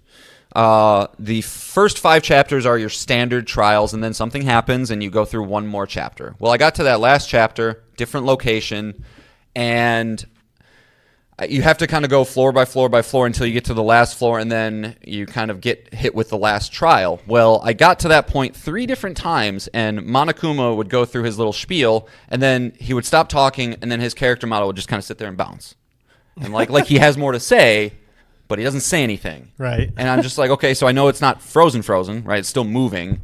And I just I hit every button. I hit the touchpad, which would usually bring up like a menu that didn't do anything. And like it happened 3 straight times. So like, well, fuck this. Like I'm not. Yeah, it really kind of bummed me out. So, but I decided like, well, I got to see what happens, right? So I pulled up a YouTube video, realized that that's 3 hours long. I'm like, oh, good. Like I don't want to just sit here and watch a 3-hour video of a trial. So I read up on it. I read like a lot of the ins and outs and no spoilers because there's some things that happen from the first game that tie into the second game that I didn't expect because they don't mention it at all throughout the entire thing. Yeah. And so I am kind of bummed out that was how it ended.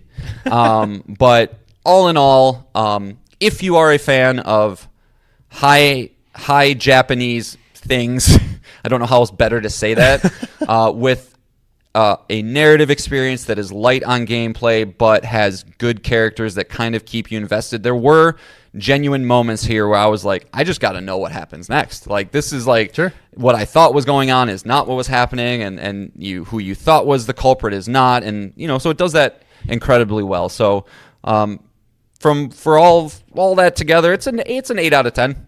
It's an 8 out of 10 for me. Yeah, they get sloggy at some points. We talked about the one trial that is just obtuse and just probably one of the worst parts of any of the games I've played so far. Yeah. And the environment's like, the environment of that place sucked. Like, I was just like, get me out of here. I don't want to be here anymore. Who do you spend the most time with? Chiaki probably. Chiaki, who is the ultimate gamer, of course. So, that lines up. Akane, who's got some real big boobies.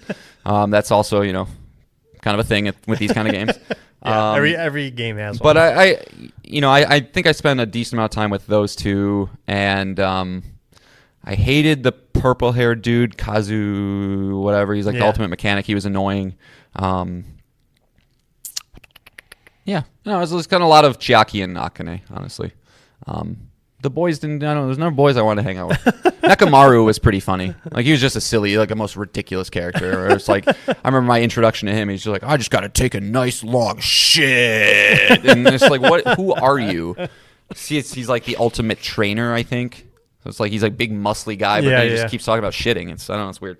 But Jesse, speaking to you, if you haven't played Danganronpa, highly recommend. Usually on sale. Usually you can get that 1 and 2 pack for probably $16, something like that. So, but I would wish there was a little more gameplay. I wish it was maybe a little bit tighter. They're too long. I don't need this for 35 hours. I could do 3 solid trials and then like an after thing. I'd feel pretty good about it. But if you want a robust cast of characters with 16 students, and unless if you're going to kill like 3 characters per murder, it's like you need to kind of have it be a little bit longer. So, so I'm happy to get that done. Which really, that was a big monkey off my back. I always have a big monkey somewhere, but now it's like looking backlogs. They never stop. Mine doesn't. Well, I'll save what I popped in for teases, but yeah, I mean, obviously my big 2 backlog games for the rest of the year are Rebirth and Echoes of Wisdom. So, I mean, those are the ones that feel like they got guns pointed at my heads from both sides, and like, which one am I going to choose? But I might be looking at a third gun that I'll mention here in a second. So, yeah, nice. Yeah. Like I said, I'm curious if you go into 3 because 3 is like just a graphical like in production jump that you're gonna be like, whoa, where they really put a lot of effort into the third one because it was the previous ones were like Vita games or PSP games, and then this one is like PlayStation 4. They really go all out. So I bet you I will one day. I mean, I don't own it, so I'd have to go buy it and play. So there's a little extra, based on. Add it to your wish list. It's another one that'll be on sale. Yeah, but it'll. I bet you all have very much same thing where it's like in a couple of years, I'll be like, what sounds fun and chill, and I'm in the mood for. Yeah, seeing that black and white teddy bear again. Yeah. All right, let's get into the next topic. again, our game of the year, Flashback. We did 2017 last week. We're up to 2016. We're getting there. Yeah. Hopefully this will go by much quicker because I don't think this was a banger year for video games. I, of course, had to write 10 out, but I can just... Oh, my God. I'll just riff them, Nick. Calm down. 2016 is not like 2017. It did. I also have 10 games. This year sucked, but I had to... I still like video games. All right, how many do you have? 5. Okay. All right, so number 10, Ratchet and Clank, the remake 2016. Yeah, I like Ratchet and Clank. Number 9, speaking of Concerned Ape, Stardew Valley, the chillest game of all time. It's just super chill. Ori and the Blind Forest from Moon Studios. I love my Metroidvanias, super pretty, all that good stuff. I mentioned this game like last week or maybe the week before, but when we were talking about games, what's our game that nobody's ever played that you would champion? Severed came out that year, which was that Vita game that I mentioned from Drinkbox. And then number 6 from Playdead Studios, Inside, which was the sequel to Limbo. That was a side-scroller, took a couple hours to beat. It had like a 92 on Metacritic, so it was one of those like, well, I have to play this regardless because I need to see. Right. And it was super creepy, super cool. And if you like little small puzzle games, it's a great one. So those are my number 10 through 6. Is that okay, Nick? You all right? No, that was good. All right. That was good. Boom. That was good. You knocked it out quickly. You're welcome. All right. We'll get through this quick. All right. Number 5 for me is Watch Dogs 2, the only good Watch Dogs game. It's set in San Francisco. Not very many games are set in San Francisco. It has a cast of characters that you actually like, unlike the first game, Aiden's Pierce. And then since the third game let you recruit anybody, they had no personalities at all. But the second game had a bunch of good personalities, a bunch of good characters, and for a game about hacking and stuff like that, set in San Francisco, Silicon Valley. Smart idea, and there's a lot of interesting ideas about AI and metadata that is very prevalent now, but was explored in this game. God, who doesn't like talking about metadata, dude? So riveting. Well, at least your group was against it. So just taking the piss. Yeah, but if I actually like Watch Dogs as a franchise. I just think it never realized its potential. Got stuck with the Ubisoft trappings. But Watch Dogs 2 is by far the best game.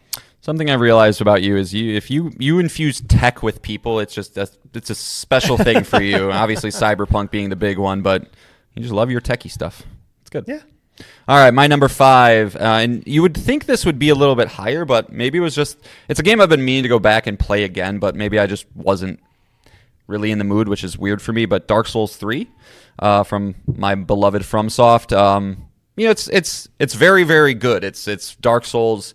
If you like those games, you know what you're getting into. But this one's really I feel like there's certain people that just struggle with very specific From Software games. Certain people can't play Sekiro. Certain people can't play Bloodborne.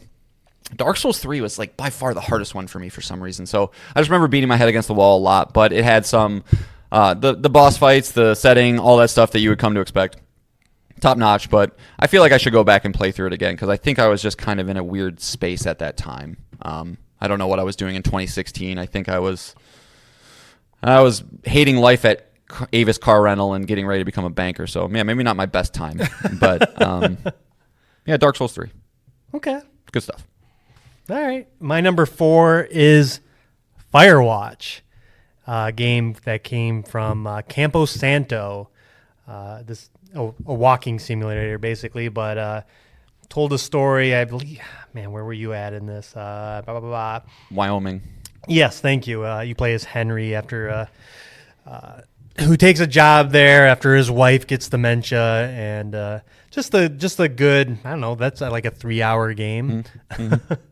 And then, of course, the studio would go on to be bought by Valve, and then they would do Half-Life Alyx. So it's a shame that they're doing VR games because I actually really was looking forward to their next game, which was something about like sand in Egypt or like the Middle East or something. Yeah, it was like something of the gods, I believe. Yeah, Valley of the Gods. I don't know. But yeah, a fun game, good story, and a little bit of horror elements to it too. There's a little bit of a thriller element to this. That's kind of what I remember about it, is like, especially in the beginning when you like one of the first things you do is you come across like these kids in a lake or something. There's like Yeah. they're like shooting off fireworks, and then like you feel like you're like somebody's stalking me. You're Right. like, "Well, what? What do you mean?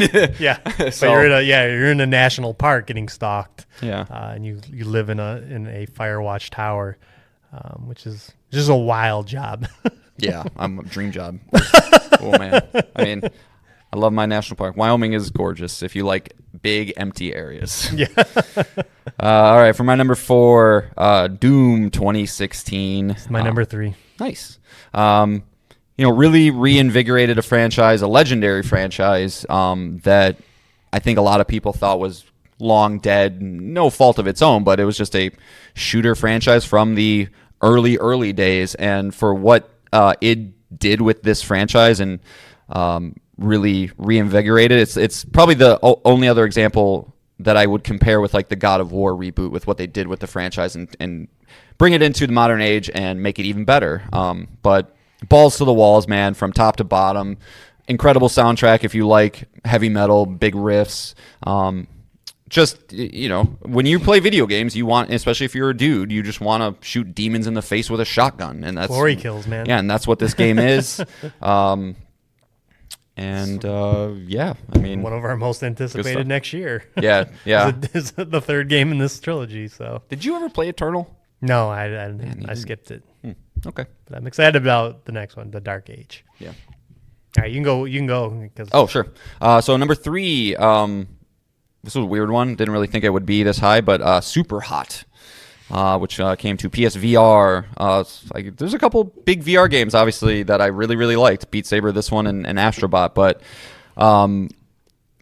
when I think of maybe the most unique top to bottom experiences I've had in video games, I don't know if I can top this one. Where it's Yeah. just like it's one of the rare times where VR is more than just it's truly immersive. Not in the sense that like I feel like I'm wearing a thing and look, that's a little Astrobot and I'm controlling him around and I'm doing puzzles and this is great. But like, no, I'm the guy, right? If I move any part of my body, the game starts to move and the bullet comes at me. And so to create, it's like almost like a puzzle in a sense where it's like you get in here, you're able to shoot these guys, but the bullets start flying at you. You start John Wicking yourself out of the way.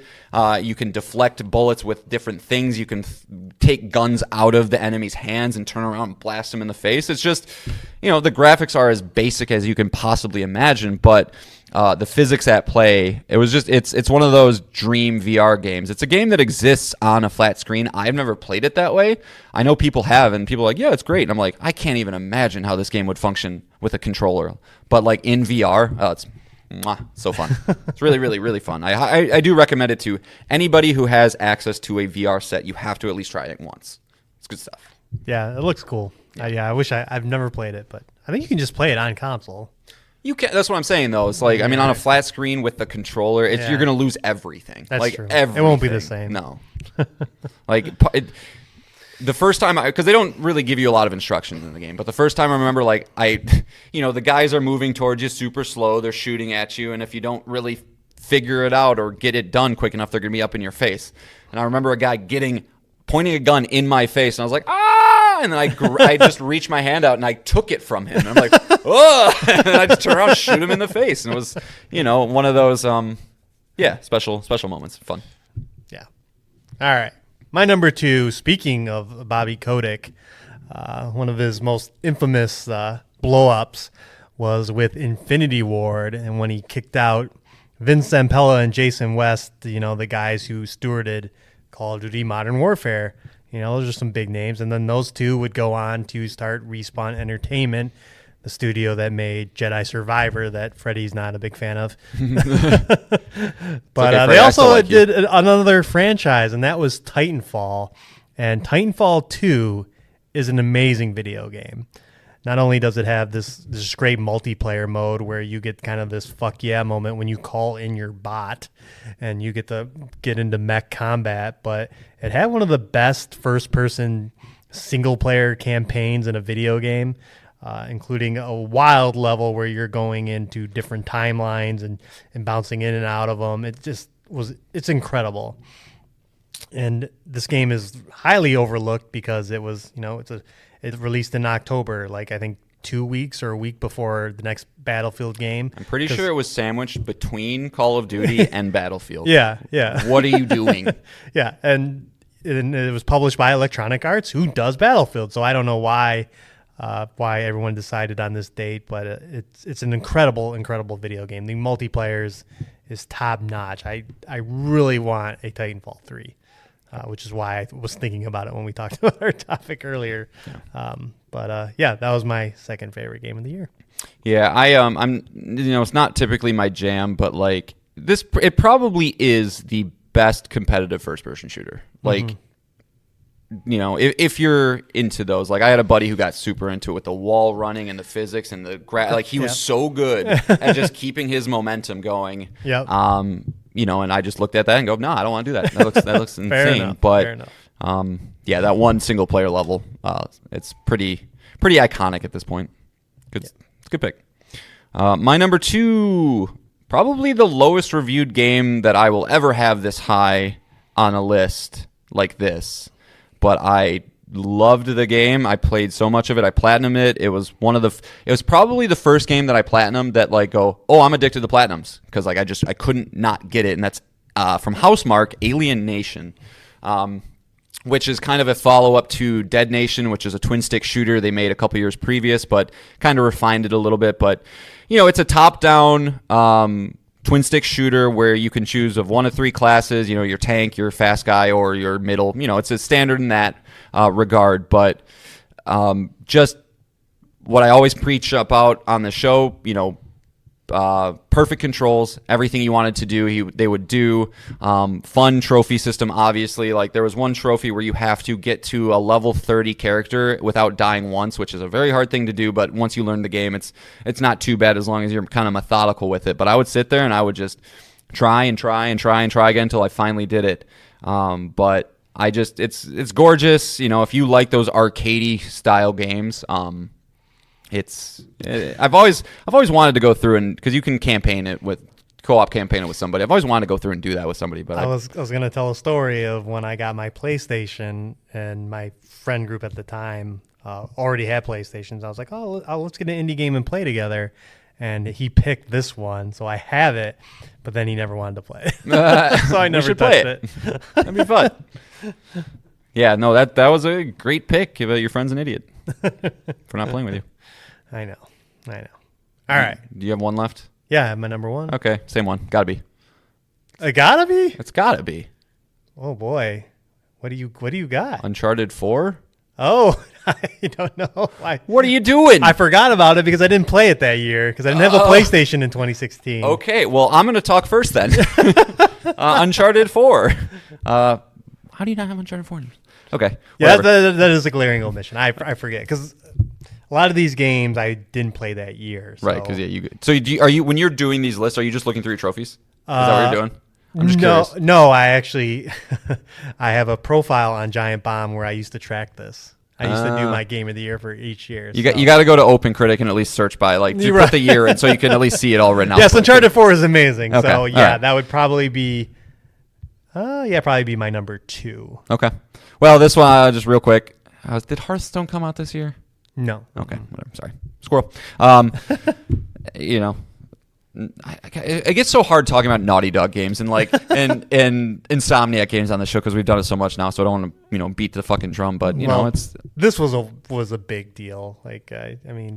Oh yeah, it was the first. Uncharted carved its legacy on the PS3. Established itself as the premier franchise of the brand. Naughty Dog as the premier studio of the brand. So to see what they were able to do with a next gen version, with fast forwarding in the future, you're meeting Drake's brother. Kind of getting a lot of backstory there. The game graphically still holds up to this day. It's honestly kind of mind blowing what they were able to pull out of the PS4 in 2016. But if it's and it was rebooted.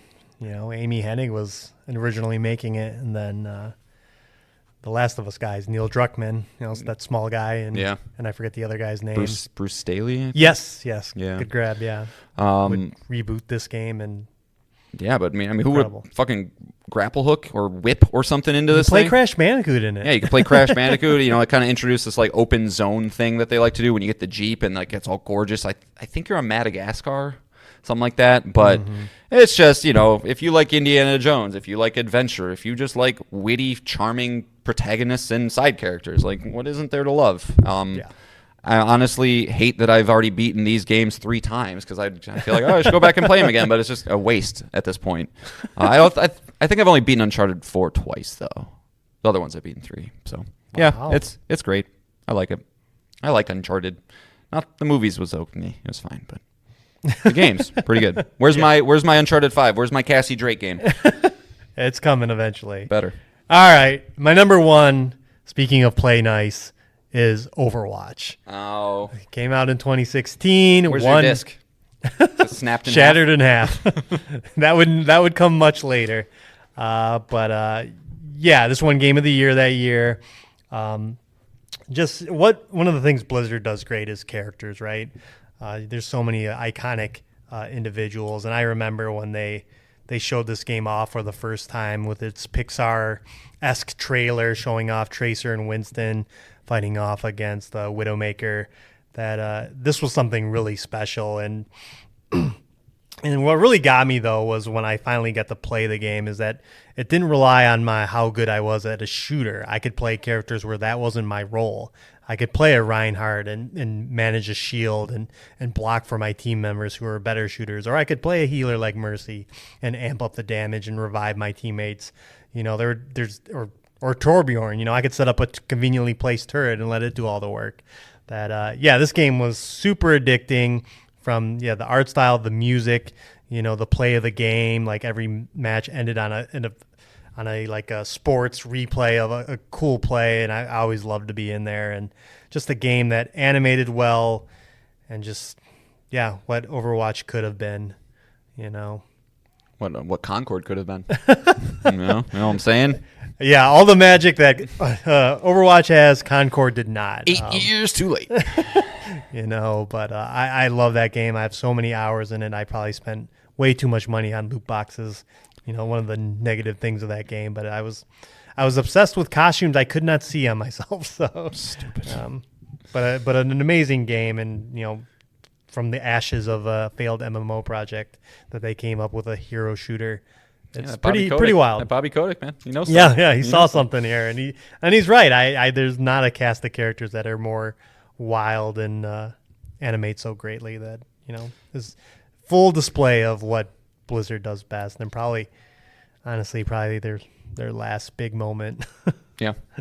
Do you remember if you felt regret after you snapped the disc? Like, oh shit, I shouldn't have done that. No. It's similar with a lot of these games, Hearthstone, a lot of these live service games. You kind of get like in the loop, and they kind of become a compulsion. Mm-hmm. Like, oh, this event is going on. Oh, the Halloween event for Overwatch. I got to play for a while so I can unlock this stuff. It's just the obligation to play video games sucks.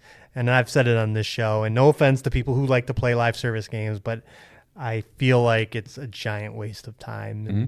And even all the skins and ranks and stuff like that, I look back on that being like, why did I do that? Yeah, I feel comfortable saying this because I can't imagine he listens to this podcast, but best friend in the world, Brian, who lives out in Colorado, we stay in contact through Rocket League. That's like the main way I play it. I've ignored him the last couple of nights because I'm like, it's just a waste of time. I have to beat Danganronpa. Leave me alone. But right. I can't tonight. Sorry, dude. Right. But yeah, it's tough. And again, those games are so long in the tooth. Eventually, you should stop playing them. Right. Nothing really new happening. That's where I keep. Every time I think of it, it's like, so whether it's tonight or 15 years from now, it'd be better to stop playing this tonight. Right. So I don't know. But it's fun. But you enjoy it. So I don't know. Yeah. And this was like my peak of social life online. Like I played with, I remember playing online with one of my regular play buddies was in the UK during Brexit. So that was kind of interesting to get his take on how horrible that was going to be for him and other people. And yeah, I had like over 100 friends on Xbox Live at that time because I was just playing Overwatch and making friends. And And yeah, it's a good time, but Making friends.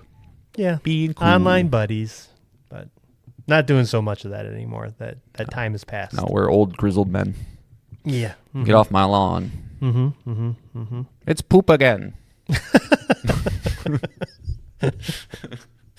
All right, so that's it. That's the show. Again, I will be out of this. I won't be around next week. So unless something major happens, we might record next Thursday, but probably we'll just skip a week and catch up on some games. Not that we're struggling for content here. Our podcast is extra long, but Always is. Extra long. but I got nothing on Sacred Symbols, though. They did a 5.5 hour one the other day. well, let's try and do that, John. Let's have a 5. No.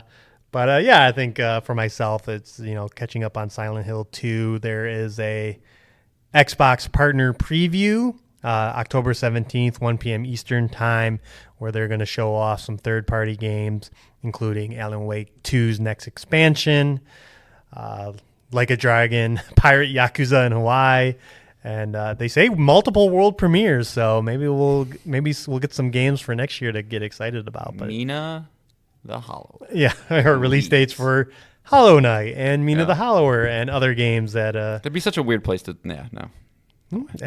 Maybe. You never know. Love it, but Mina, see. maybe. Hollow Knight, no way. We'll see, but yeah, John and I will definitely be watching this. Just see what's going on. What do you got, Xbox? What do you got? What third parties are you promoting? At this time period. Who wants to work with you still? Yeah, exactly. Yeah, I'm assuming again that Alan Wake 2 will get its release date, which will be late this month, and which will be exciting. And then the rest of the games will probably be spring, maybe November, December titles and spring titles. So. Well, for me, as I mentioned, I didn't pop in Rebirth or Echoes of Wisdom last night. I decided to pop in Resident Evil 2. Yeah, it's a Halloween. I'm feeling scared. I'm feeling spooky. It's gonna take me 8 hours at the most to do a Claire playthrough. So, gonna do that. Hopefully, you're doing Claire's second playthrough. You're playing on the same file, right? Yeah, I'm playing on the same file that I already beat it with Leon with. Okay, so this is your Claire playthrough 2. Claire playthrough 1. Well, it should be. Well, it's your second playthrough of the game. Yes, Okay. yes. So you'll get the true ending and the real final encounter and all that stuff. Yep. Cool. So I'll get that. I'm looking at reviews right now for this Neva game that just came out. 87. 87, and I just see this review from Ben Sledge at The Gamer that says never focused. I know. Neva is one of the most beautiful games I've ever played, from the watercolor art style to the clever direction. So maybe that'd be all right. No, But you got some horror games to play. All right? No, you got Resident Evil. It would be wild. This one will be we even could have quicker. the direct comparison because you can play Resident Evil 2 into Silent Hill 2 into Alan Wake 2. That would be pretty. And then we cool. can say who wins a fight, Pyramid Head or Mr. X? Probably Mr. X. I don't know. Oh, get ready for some fun Mr. X shenanigans in the second playthrough. So, But yeah, awesome. Yeah, October Halloween video games. spooky. And then Will, our friend of the show, Will, he said he should have Alan Wake 2 for me by Halloween, I think he said. Sweet. So, and then you'll have Silent Hill 2 for me at some point. So Yeah, maybe I shouldn't play Resident Evil 2. It's gonna be all horror-y stuff. No, it's the time. That's what I'm saying. It'll Yeah. be good. Yeah. You'll be really good at those games. By the time you get to Alan Wake 2, you'll be like, oh, this is nothing. Headshot. Yeah, exactly. Flashlight. All right, so let's go into the song of the show. Again, we're gonna continue on Astrobot. Hopefully, we'll get a release date soon for the extra bots and the time trials. Should be soon. So John and I can start competing on that. But I'm gonna sick Levi on you. Good luck. good. I'll take on your son. So we're going with another song, but this time by a different artist, not Kenneth C.M. Young. We're going with Ninja Bots, which is by Tadashi Yatabe. Another great track, of course. Of course. But we hope you enjoyed the show. We hope you are out there playing more spooky things, watching spooky movies. I know we've done this discussion before, but maybe we should talk more Halloween movies. Yeah. Some recommendations. Yeah. It's always good. It's always fun. Yeah, watch the OG John Carpenter's Halloween a couple days ago. Nice. Yeah. It's very good. Still holds up. All right. Well, like I said, there's a possibility we could be back next week, but Most likely it'll be 2 weeks before you hear the sultry tones of Nick and John on Between the Joysticks. Until then, bye.